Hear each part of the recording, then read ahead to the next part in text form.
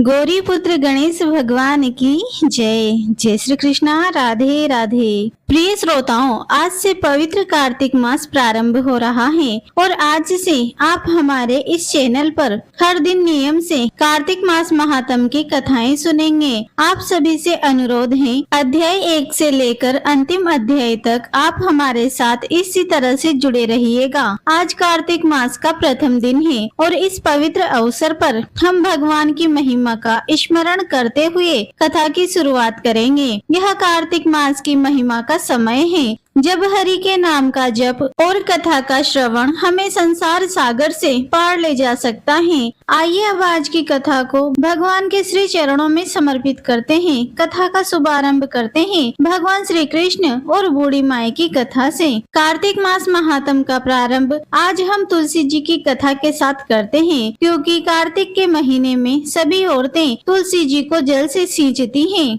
और ऐसे ही एक बूढ़ी माई थी जो कि कार्तिक मास में तुलसी जी को सींचने जाया करती थी। और जब वह जाती तो तुलसी माता से कहा करती थी कि हे तुलसी माता, सत की दाता, मैं तेरा बिड़ला रोज सींचती हूँ, मुझे बहू दे, पीले रंग की धोती दे, मीठा ग्रास दे, वैकुंठ में वास दे, अच्छी मौत दे, चंदन का काठ दे, अच्छा राज दे, खाने को दाल भात दे और एकादशी के दिन कान्हा जी का कंधा दे। बुढ़िया की यह बातें सुनकर अब तुलसी माता धीरे धीरे सूखने लगी। तुलसी माता को इस प्रकार सूखते देखकर एक दिन भगवान कृष्ण ने उनसे पूछा कि हे तुलसी, तुम प्रतिदिन क्यों सूखती जा रही हो? तब तुलसी माता कहने लगी कि बस मेरे मन की बात मत पूछो। भगवान ने कहा कि अरे मैं नहीं पूछूंगा तो कौन पूछेगा? तब तुलसी माता कहने लगी कि एक बुढ़िया आती है और अपनी बात कहकर चली जाती है, मैं तो उसकी सभी बातें पूरी कर दूंगी, लेकिन कान्हा जी का कंधा कहाँ से लाऊंगी? तुलसी जी की यह बात सुनकर भगवान श्री कृष्ण कहने लगे कि वह बुढ़िया मरेगी तो अपने आप ही कंधा देने में आ जाऊंगा, तुम बूढ़ी माई से यह बात कह देना। इसके बाद कुछ दिनों के बाद वह बुढ़िया मर गई। उस बूढ़ी माई के मरने पर सारा गांव इकट्ठा हो गया और उसका अंतिम संस्कार आने पर जब गांव के लोग उसे अर्थी पर उठाने लगे तो वह बहुत भारी हो गई, जिससे उस बूढ़ी माई की अर्थी टस से मस नहीं हुई, किसी से भी नहीं हिली। तो सभी लोग कहने लगे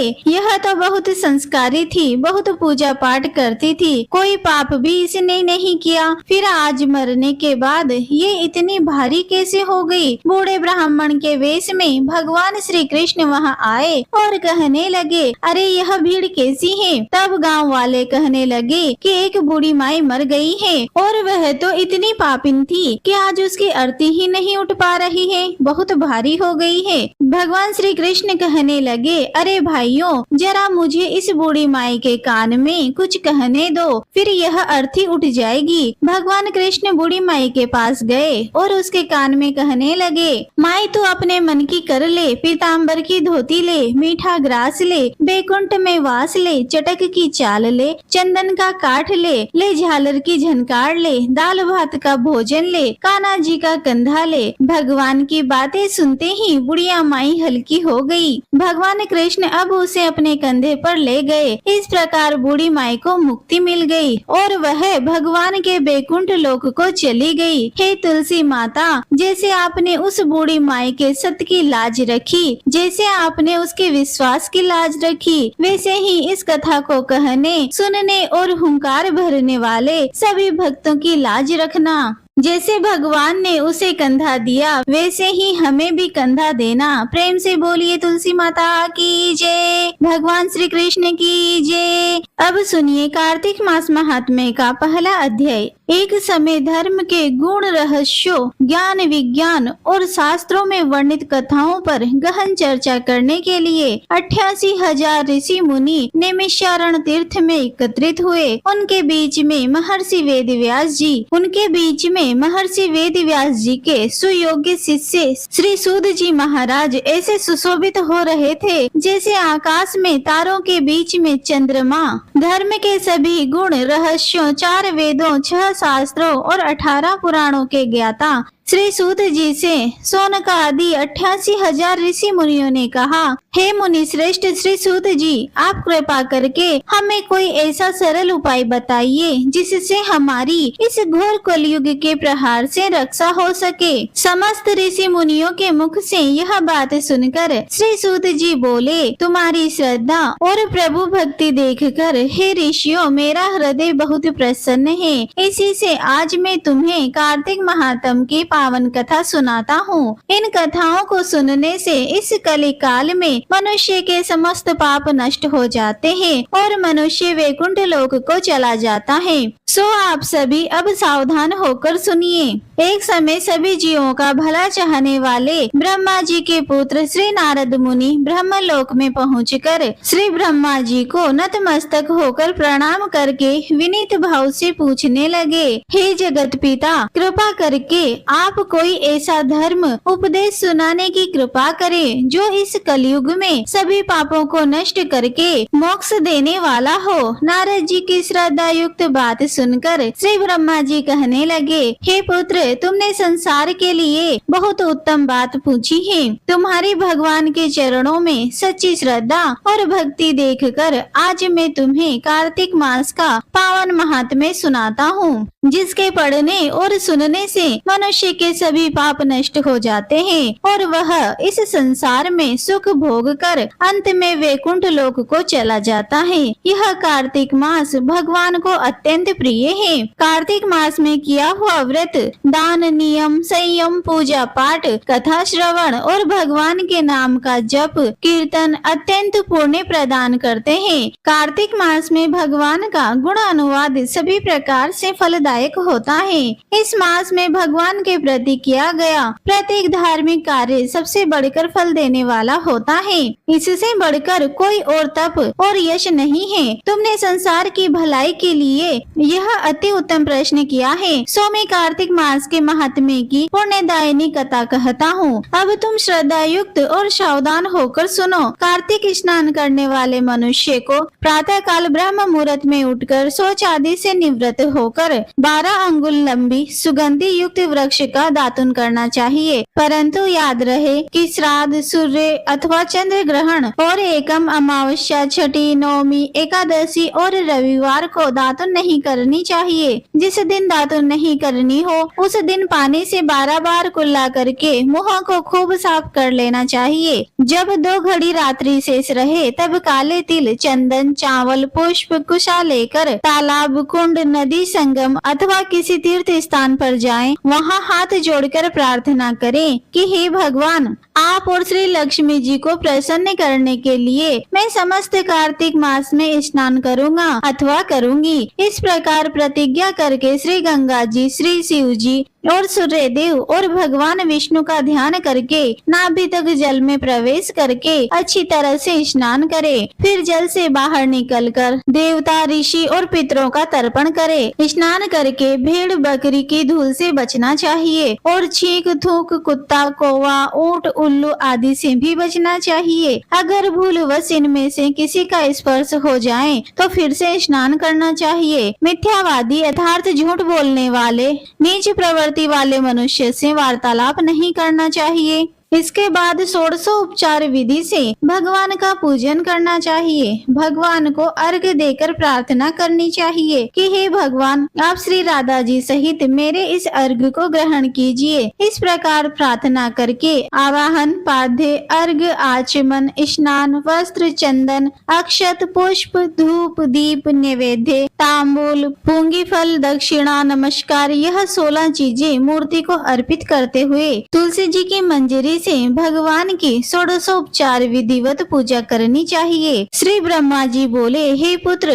जो व्यक्ति तुलसी की मंजरी सहित भगवान शालिग्राम का 1 बूंद चरणामृत पान करता है वह ब्रह्म हत्या जैसे बड़े बड़े पापों से मुक्त होकर वैकुंठ लोक को प्राप्त करता है। इसमें कोई संदेह नहीं है। जो भगवान शालिग्राम की प्रतिमा के आगे अपने पितरों का श्राद्ध करता है उसके पितरों को तत्काल वैकुंठ की प्राप्ति हो जाती है और और वह मोक्ष की प्राप्ति कर लेता है। जो भगवान श्री शालिग्राम की मूर्ति दान करता है उसे समस्त पृथ्वी के दान का फल प्राप्त हो जाता है। जो भगवान शालिग्राम की प्रतिमा को बेचता है वह महान कष्ट भोगता है। इसीलिए कभी भी श्री शालिग्राम की मूर्ति को बेचना नहीं चाहिए। श्री विष्णु भगवान का पूजन शंख के जल से करना चाहिए। श्री शिव जी का पूजन बेल पत्रों से, सूर्य का तुलसी जी से, गणेश जी का पूजन धतूरे के फूलों से, श्री विष्णु जी का पूजन कमल के फूलों से और श्री महालक्ष्मी का पूजन मालती या फिर चंपा के फूलों से करके प्राणी परम पद को प्राप्त कर लेता है।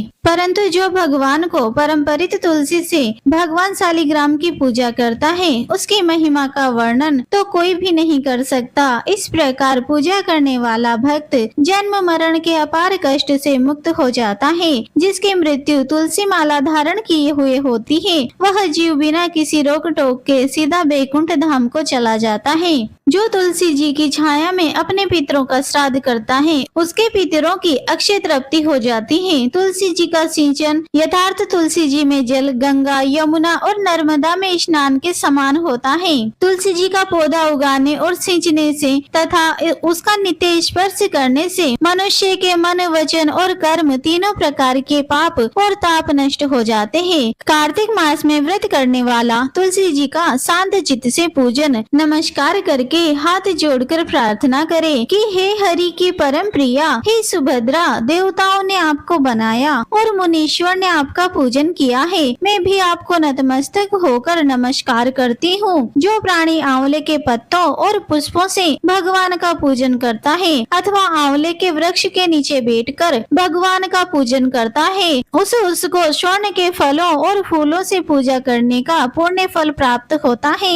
जो मनुष्य द्वादशी को तुलसी तथा आंवले के पत्तों को तोड़ता है वह घोर नरक को भोगता है। प्रत्येक मनुष्य को चाहिए कि कार्तिक मास में आंवले के फल, तुलसी और गोपी चंदन की माला धारण करे। ऐसा करने से वह बार बार इस संसार में आने जाने के बंधन से मुक्त हो जाता है। कार्तिक मास में स्नान और व्रत करने वाले मनुष्य को चाहिए कि वह ब्राह्मण को भोजन कराने के बाद चंदन, पुष्प, पान और दक्षिणा देकर उन्हें संतुष्ट करें। संपूर्ण कार्तिक मास में धरती पर शयन करने, ब्रह्मचार्य का पालन करने, पत्तल में भोजन करने और मौन व्रत से प्राणी परम वीर, धीर, गंभीर और कीर्तिवान हो जाता है। जो मनुष्य एक समय आंवले के वृक्ष के नीचे पूरे कार्तिक मास भोजन करता है उसके 1 वर्ष के सभी पाप नष्ट हो जाते हैं। व्रत करने वाले भक्तों को शहद, कांजी, दाल, तेल, कच्चा भोजन, दूसरे का अन्न और कोई भी तामसी भोजन अथवा बुरे नामों वाला भोजन नहीं करना चाहिए। रविवार को आंवला खाना वर्जित है। देव, गो, वेद तथा दूसरों की निंदा भी कार्तिक मास की पूजा करने वाले भक्तों को नहीं करनी चाहिए। अंडे, मांस इत्यादि का सेवन तो क्या ध्यान में भी नहीं लाना चाहिए। मिट्टी में उत्पन्न हुआ नमक, मसूर, बासी भोजन, तांबे के पात्र में डाला हुआ दूध इत्यादि यह सब मांस के समान ही माने जाते हैं। इसीलिए इनका भी प्रयोग नहीं करना चाहिए। केवल अपने लिए ही बनाया हुआ भोजन भी मांस के समान होता है। इसीलिए किसी दूसरे को भोजन कराने के बाद ही स्वयं भोजन करना चाहिए। लहसुन, प्याज, फूल गोभी, गाजर, जंगली घिया, बैंगन, पेठा और दोबारा पकाया हुआ भोजन व्रती को नहीं खाना चाहिए। रजस्वला स्त्री, मूले, पतित और पाखंडी आदि से भूलकर भी बातचीत नहीं करनी चाहिए। एकम को पेठा, दूज को बैंगन, तीज को गोभी का फूल, चौथ को मूली, पंचमी को बेलपत्र, छठों को कलिम्बा, सप्तमी को आंवला, अष्टमी को नारियल, नवमी को जंगली घिया, दशमी को परमल, एकादशी को बेर, द्वादशी को मसूर, त्रयोदशी को पान, चतुर्दशी, अमावस्या और पूर्णमासी को किसी भी फली का सलाद भूलकर भी नहीं खाना चाहिए। यह थी आज की वीडियो। आशा करते हैं आपको यह जानकारी पसंद आई होगी। जय श्री कृष्णा। राधे राधे।